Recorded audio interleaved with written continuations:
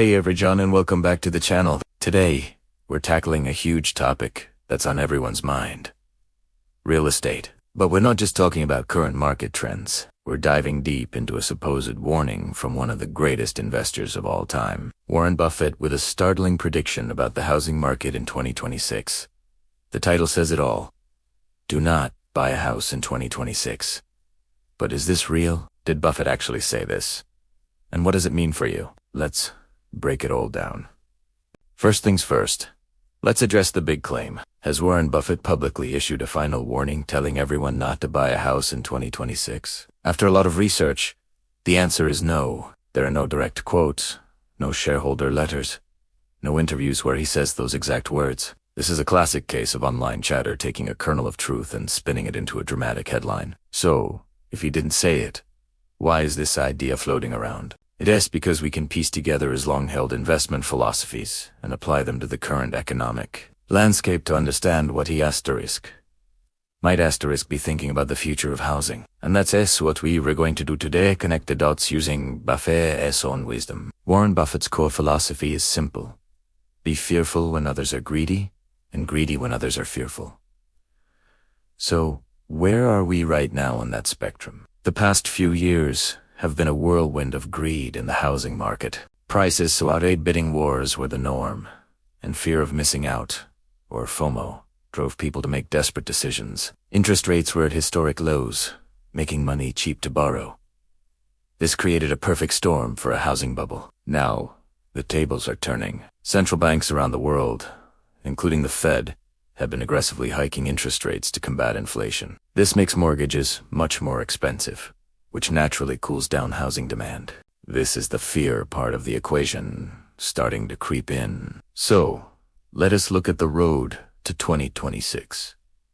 What economic factors could justify a cautious stance on buying a home? The biggest one is affordability, or rather, the lack of it. The ratio of median home prices to median income is at an all-time high in many areas. Wages simply haven't kept up with the explosive growth in property values. When people can't afford to buy, demand inevitably drops.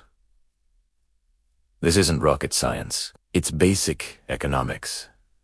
The high interest rates we're seeing now are a major headwind. A few percentage points on a mortgage can add hundreds or even thousands of dollars to a monthly payment, pricing a huge chunk of potential buyers out of the market entirely. Another key piece of the puzzle is the supply of homes. For years, we've heard about a housing shortage. While that's true in many regions, the situation is more nuanced. Think about all the pandemic homebuyers who locked in mortgage rates at 2 or 3%. They're experiencing what economists call the lock-in effect. They're not gonna sell their homes and buy a new one with a mortgage at 7 or 8% unless they absolutely have to. This keeps inventory artificially low, which props up prices for now.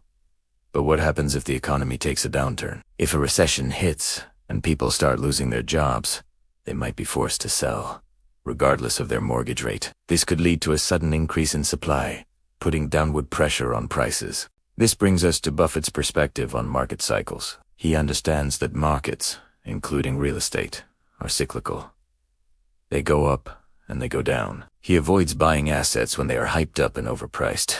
Instead, he waits patiently for the right opportunity, when an asset is selling for less than its intrinsic value. Applying this to housing, if you believe that home prices are currently inflated due to years of low interest rates and speculative fever, then waiting could be a very Buffett-like move. He would likely see the current environment as one of high risk and low potential reward. Why buy at the peak when a correction could be just around the corner? Let's imagine it's 2026. If a recession occurs between now and then, and interest rates remain relatively high, we could see a very different housing market. We might see more inventory, fewer buyers, and sellers who are more willing to negotiate. Prices could stagnate or even decline in some overvalued markets. In that scenario, the patient buyer, the one who was fearful back in 2023 and 2024, could become greedy. They would have more options, more bargaining power, and potentially get a much better deal. This is the essence of the don't buy now argument, framed through a Buffett lens. It's not about a specific date on a calendar, but about waiting for market conditions to become more favorable for the buyer. However, It is crucial to remember that Buffett's #1 rule for his own home is completely different from his investment rules. He bought his house in Omaha back in 1958 for about $31,000, and he still lives there today. He sees his home not as an investment to be flipped for a profit, but as a place of stability, community, and personal happiness. He has said that his house has provided him with immeasurable memories and comfort, and that's a return you can't calculate on a spreadsheet.